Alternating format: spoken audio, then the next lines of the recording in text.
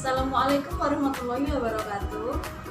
Halo anak-anak, bagaimana kabar kalian hari ini? Sehat ya? Alhamdulillah. Hari ini kita akan belajar mata pelajaran ilmu pengetahuan sosial. Sebelum kita mulai pembelajarannya, sebaiknya kita berdoa terlebih dahulu. Berdoa menurut agama dan kepercayaan masing-masing dimulai. Berdoa selesai. Kali ini kita akan mempelajari tentang potensi sumber daya kemaritiman di Indonesia. Adapun tujuan pembelajaran kita hari ini adalah melalui model pembelajaran daring serta didik mampu. 1. Menjelaskan pengertian potensi sumber daya kemaritiman Indonesia. Nomor 2. Menyebutkan potensi sumber daya kemaritiman di Indonesia. Nomor 3. Mendeteksi persebaran potensi sumber daya kemaritiman di Indonesia. Nomor 4. Menguraikan manfaat potensi sumber daya kemaritiman di Indonesia. anak-anak pasti sudah penasaran kan? Yuk ikuti video pembelajarannya. Tapi jangan lupa untuk like, komen, dan subscribe karena itu gratis. Dan jangan lupa jaga kesehatan diri sendiri ya di tengah pandemi global yang sedang kita alami saat ini. Lekas pulih ya, Bu. Anak-anak, di sini Ibu akan menunjukkan sebuah gambar yang kalian tentunya sudah familiar dengan gambar ini. Gambar apakah itu? Yuk kita lihat bersama-sama. Bagaimana? Apakah kalian sudah melihat gambarnya? Pasti kalian sudah tahu kan jawabannya apa? Jawabannya apa ya kira-kira? Ya, benar sekali. Laut. Negara Indonesia merupakan negara yang sebagian besar wilayahnya merupakan wilayah perairan atau laut. Hal tersebut yang mengakibatkan Indonesia disebut sebagai negara apa? Ada yang tahu? Ya, negara maritim. Sumber daya kemaritiman adalah sumber daya yang berasal dari perairan atau laut. Anak-anak tahu nggak luas Indonesia itu berapa? Ya, benar sekali, 2/3. Bahkan lebih luas wilayah perairannya daripada wilayah daratannya. Wilayah perairan yang sangat luas pastilah menyimpan sumber daya yang bisa dimanfaatkan oleh penduduk. Anak-anak, apakah kalian tahu apa saja potensi sumber daya kemaritiman di Indonesia? Baik, mari kita sebutkan satu persatu. Yang pertama itu adalah terumbu karang, dan yang kedua itu ada apa anak-anak? Ya, ada perikanan, terus kemudian ada hutan mangrove, dan yang terakhir ada pertambangan. Nah, dari keempat sumber daya kemaritiman ini, kalian pilihlah salah satu, kemudian carilah pengertiannya, persebarannya, dan carilah manfaatnya. Sembari kalian mengerjakan soal, silahkan simak video berikut ini ya.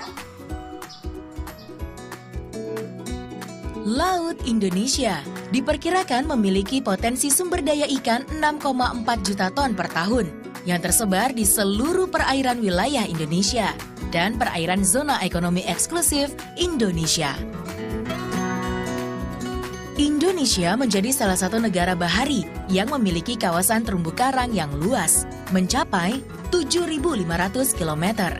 Kondisi ini membuat perairan Indonesia menjadi salah satu ekosistem laut terkaya yang ada di dunia. Setelah selesai menjawab, kita bahas satu persatu ya, mulai dari terumbu karang. Sebagai negara maritim, Indonesia memiliki terumbu karang terluas di dunia. Kekayaan terumbu karang di Indonesia tidak hanya dari luasnya saja, melainkan dari keanekaragaman hayati yang ada di dalamnya. Terumbu karang adalah terumbu atau batuan sedimen kapur di laut yang terbentuk dari kapur yang dihasilkan oleh koral. Keanekaragaman hayati terumbu karang sebagai potensi sumber daya laut di Indonesia juga yang tertinggi di dunia. Di dalamnya terdapat 2.500 jenis ikan dan 2.500 jenis moluska, serta ada 1.500 jenis udang-udangan dan ada 590 jenis karang. Baik, selanjutnya, gimana saja kan persebaran terumbu karang di Indonesia? Persebaran terumbu karang di Indonesia, yang pertama ada di Taman Laut Kepulauan Raja Ampat. Di mana letaknya? Ya, ada di Provinsi Papua Barat. Taman Laut Kepulauan Raja Ampat ini merupakan salah satu dari 10 taman laut yang terindah di dunia. Kemudian, yang kedua yaitu terletak di Taman Laut Bunaken, tempatnya di Wori, Sulawesi Utara. Kemudian selanjutnya yang nomor 3, persebarannya ada di Taman Laut Wakatobi, letaknya di Sulawesi Tenggara. Dan masih banyak lagi persebaran terumbu karang yang ada di Indonesia. Kemudian kita akan membahas manfaat dari terumbu karang. Apa saja manfaatnya? Yang pertama yaitu sebagai tempat hidup ikan. Seperti yang kita tahu, ikan sangat dibutuhkan oleh manusia dalam bidang pangan seperti ikan kerapu, ikan baronang, ikan ekor kuning. Nah, seperti itu. Kemudian yang nomor 2 yaitu sebagai pariwisata. Contohnya adalah wisata bahari yang dapat melihat keindahan dan warna terumbu karang di Indonesia. Kemudian yang terakhir itu adalah manfaat untuk sebagai penahan abrasi pantai yang disebabkan oleh gelombang air laut. Kemudian kita akan membahas sumber daya kemaritiman yang nomor 2. Apa ya kira-kira? Ya, benar sekali, perikanan. Sumber daya perikanan laut merupakan salah satu potensi sumber daya laut di Indonesia yang sejak dulu telah dimanfaatkan oleh penduduk. Apa yang dimaksud dengan perikanan? Perikanan yaitu semua kegiatan yang berhubungan dengan pengelolaan dan pemanfaatan sumber daya ikan dan lingkungannya, mulai dari praproduksi, produksi, pengelolaan sampai dengan pemasaran. Kemudian kita akan membahas di mana sajakah persebaran perikanan di Indonesia. Di mana kira-kira? Yang pertama itu ada di Siapiapi yang terletak di Riau. Di sini merupakan pelabuhan perikanan terbesar di Indonesia. Kemudian yang kedua itu ada di Cilacap, Provinsi Jawa Tengah. Dan yang ketiga itu ada di Muncar atau Banyuwangi. Dan masih ada tempat lain yang tersedia untuk dimanfaatkan sebagai pelabuhan perikanan. Kemudian sekarang kita membahas apa sajakah manfaat dari perikanan. Apa saja kira-kira? Manfaat dari perikanan yaitu yang pertama untuk memenuhi kebutuhan pangan dan gizi masyarakat, terutama masyarakat Indonesia. Dan yang kedua yaitu memberikan penghasilan bagi masyarakat, terutama yang berada di wilayah pesisir. Dan kemudian yang ketiga manfaatnya yaitu sebagai membantu perekonomian Indonesia atau pertumbuhan ekonomi nasional. Yang terakhir, manfaat dari perikanan yaitu dapat kita kembangkan sebagai usaha perikanan dan mengembangkan pembudidayaan ikan agar ikan dapat terus kita manfaatkan. Sebelum kita lanjut ke penjelasan selanjutnya, sebaiknya kalian lihat dulu video berikut ini ya, agar lebih paham bagaimana materi yang disampaikan.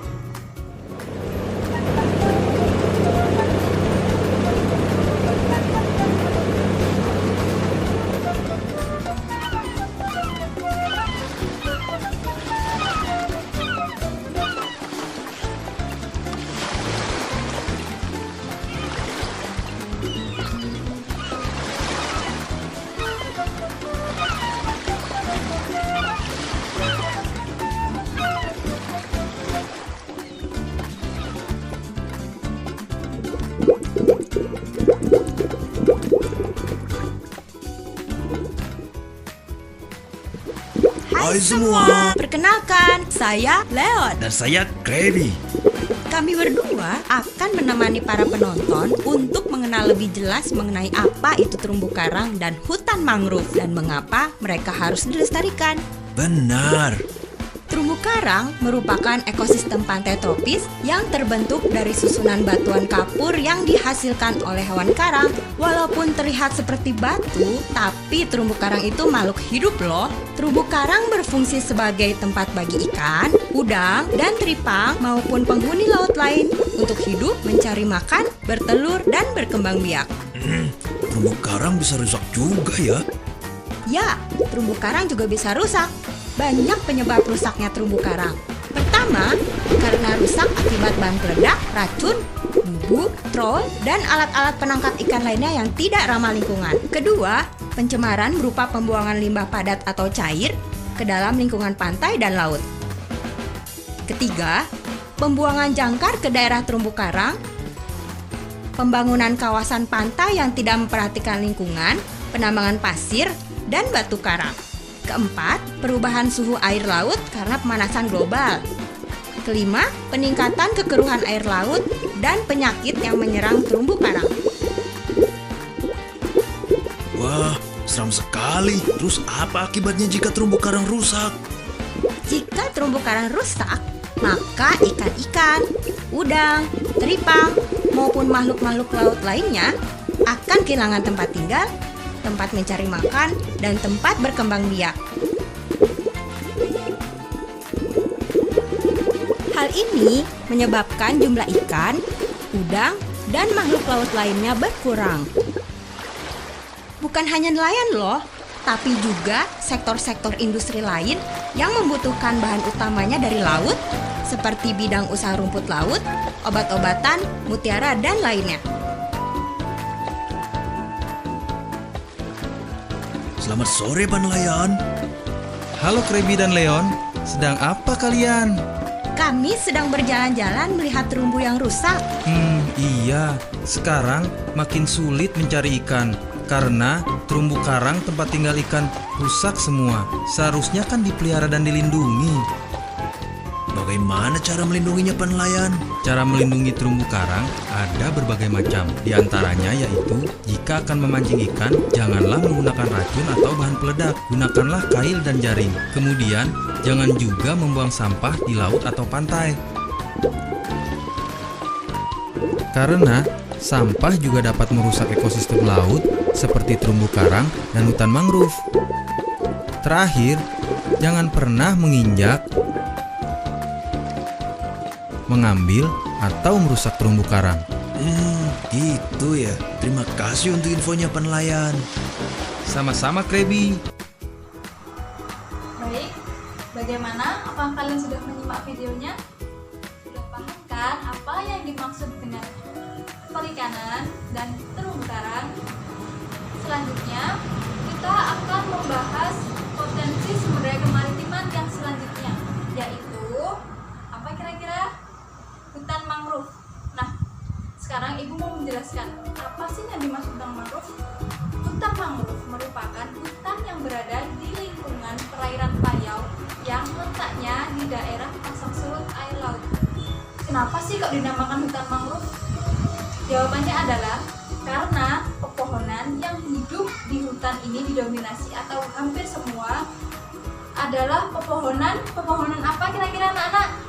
Ya, benar sekali, pepohonan mangrove atau pepohonan bakau.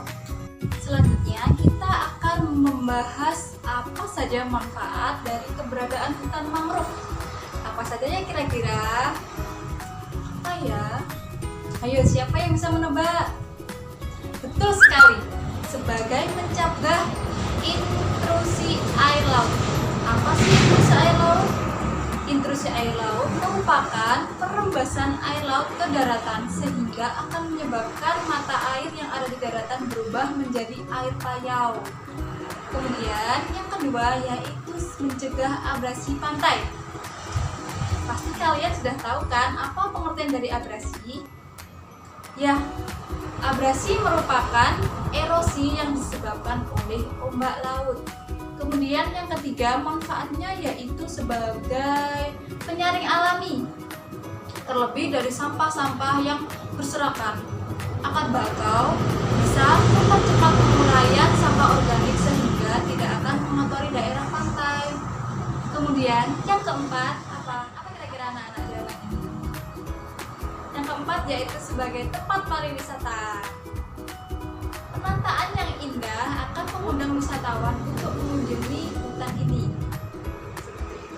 Nah, agar kalian lebih paham, silahkan simak video yang Ibu berikan ya.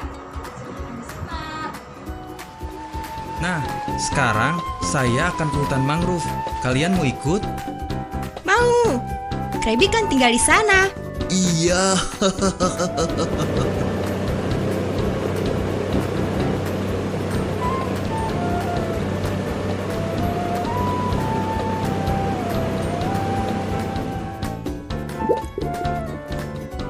Nah, sudah sampai. Pak nelayan, mau apa di hutan mangrove ini? Saya akan menanam bibit pohon mangrove. Kok ditanam lagi? Bukannya minggu kemarin sudah?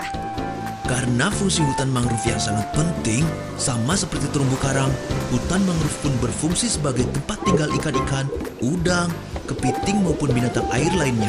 Jadi, jika hutan mangrove-nya rusak, pasti jumlah ikan maupun hewan air seperti kepiting dan lainnya akan jauh berkurang. Benar, selain itu, hutan mangrove juga membantu dalam mencegah abrasi pantai. Abrasi pantai itu apa?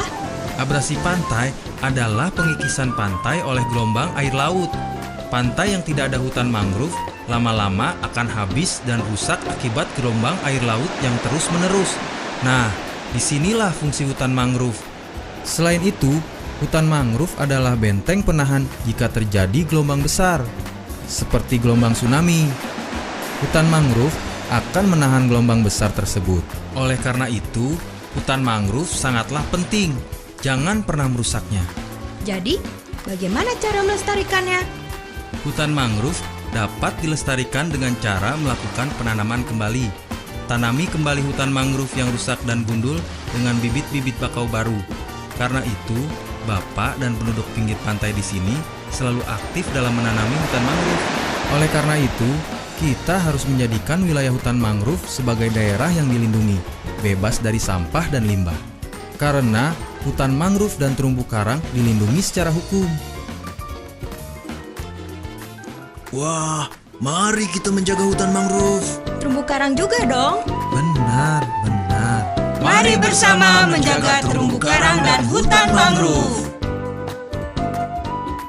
Kita akan membahas potensi sumber daya kemaritiman yang terakhir. Apa ya anak-anak kira-kira? Benar sekali, pertambangan. Apa sih pengertian dari pertambangan? Pertambangan merupakan proses pengambilan mineral. Nah, pertambangan yang ada di laut ini ada dua. Yang pertama adalah minyak bumi dan gas alam. Nah, minyak bumi termasuk kategori sumber daya alam yang tidak dapat diperbaharui. Minyak bumi terbentuk dari hasil pengendapan mikroplankton yang terdapat di mana kira-kira? Ada yang bisa menjawab? Ya, benar sekali. Di danau, kemudian di mana lagi? Di rawa, benar. Kemudian di mana? Ya, di lautan. Dan selanjutnya ada juga pertambangan gas alam. Nah, gas alam ini merupakan barang tambang yang pembentukannya sama seperti minyak bumi. Hanya saja bentuknya berupa gas. Gas alam dapat pula diubah menjadi bentuk cair yang disebut sebagai liquefied natural gas. Anak-anak, kira-kira di manakah persebaran pertambangan di Indonesia? Apakah ada yang bisa menjawab? Baik, persebaran pertambangan di Indonesia itu ada di, yang pertama ada di Aceh. Di Aceh ini ada minyak bumi yang terdapat di Lok Sumawe dan gas alam yang terdapat di Arun. Kemudian ada di Sumatera Utara dan ada di Riau. Selanjutnya kita akan membahas manfaat dari pertambangan laut. Ada banyak sekali manfaatnya, yaitu yang pertama sebagai bahan bakar pembangkit tenaga uap. Yang kedua sebagai bahan bakar industri ringan. Dan yang ketiga sebagai bahan baku pabrik pupuk. Kemudian nomor 4 sebagai bahan dasar pembuatan aspal. Yang kelima sebagai bahan dasar apa anak-anak kira-kira? yang biasa kita naikin setiap hari, kendaraan bermotor. Ya, benar sekali. Baik. Setelah kalian mempelajari materi tentang potensi sumber daya kemaritiman di Indonesia, Ibu akan memberikan sedikit soal yang dapat kalian kerjakan sebagai latihan. Jangan lupa dicatat ya soalnya. Itu yaitu kegiatan nelayan di negara lain mencuri ikan di perairan Indonesia disebut titik-titik. Yang kedua, fungsi ekologis dari hutan mangrove yaitu. Yang ketiga, pulau titik-titik mempunyai hutan mangrove terluas di Indonesia.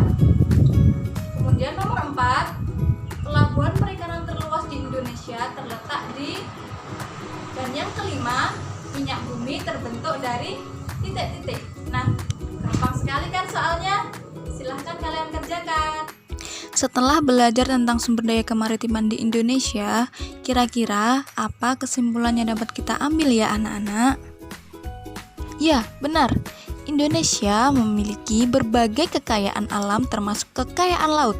Untuk itu kita perlu menjaganya dan melestarikannya, bukan hanya memanfaatkannya saja. Sekian pembelajaran kita tentang sumber daya kemaritiman di Indonesia. Maaf apabila ada kata yang kurang berkenan. Jika ada yang perlu ditanyakan, kalian bisa komen di bawah ini. Terima kasih atas